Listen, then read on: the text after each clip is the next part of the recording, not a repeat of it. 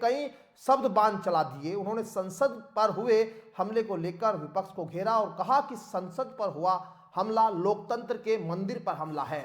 विपक्ष को इन आतंकियों को क्रांतिकारी नहीं बनाना चाहिए। आगामी लोकसभा चुनाव के बाबत उन्होंने कहा कि बिना दूल्हे के बारात अच्छी नहीं लगती है, इसलिए कांग्रेस को राहुल या प्रियंका गांधी में से एक विकल्प देना होगा। फिर बोलूँगा।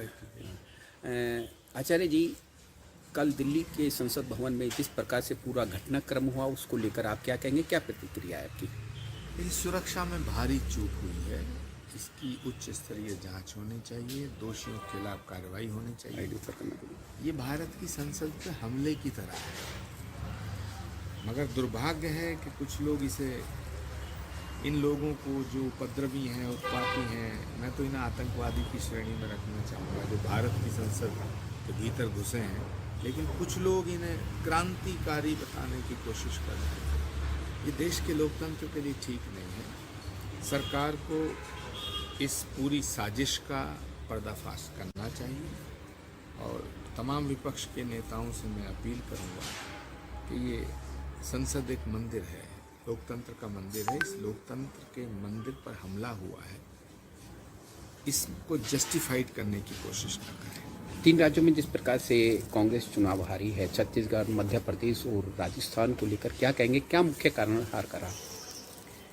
नरेंद्र मोदी जी की लोकप्रियता और विश्वसनीयता और हमारी पार्टी के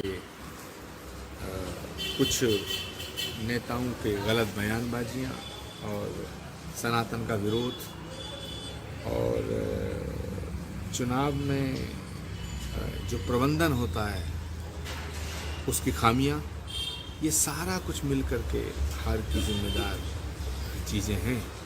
तो हमें समीक्षा करनी चाहिए, लेकिन अफसोस की बात यह है कि चुनाव हारने की समीक्षा वो पदाधिकारी कर रहे हैं जिनकी वजह से हम चुनाव हारे हैं। क्या मुख्य कारण चुनाव हारने का? सनातन का विरोध और जातिवाद की राजनीति देश ने स्वीकार नहीं की। जातीय जनगणना को इस कदर ऊपर उठाया गया कि जैसे दुनिया में सिर्फ एक ही समस्या है, जातीय जनगणना।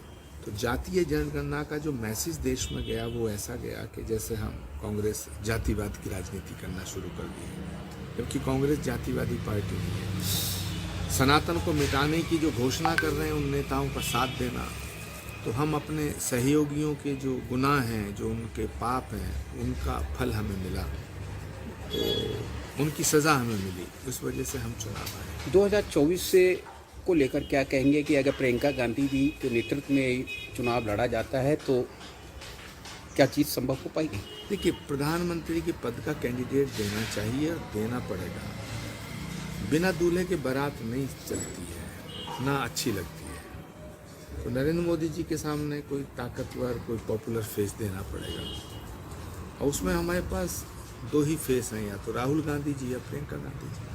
राहुल गांधी जी अगर तैयार नहीं होते हैं तो फिर प्रियंका गांधी जी को चेहरा बनाया जाना चाहिए। स्वामी प्रसाद लगातार हिंदू विरोधी बयान देते आ रहे हैं, समाजवादी पार्टी के अच्छे नेता हैं, लेकिन उसको लेकर क्या कहेंगे?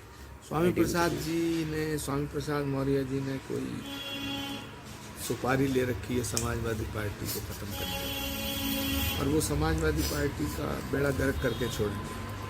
2024 से पहले अगर स्वामी प्रसाद मौर्य जी को अखिलेश जी ने नहीं निकाला तो हिंदुओं के वोट को तरस जाएगी समाजवादी पार्टी, और ये बड़ा अनफॉर्चुनेट होगा, दुर्भाग्यपूर्ण।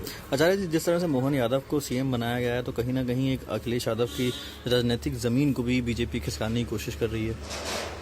देखिए, नरेंद्र मोदी जी और अमित शाह जी की जो पार्टी है बीजेपी, उन्होंने 2 मैसेज दे दिए कि अटल जी और अडवाणी जी का युग समाप्त हो गया।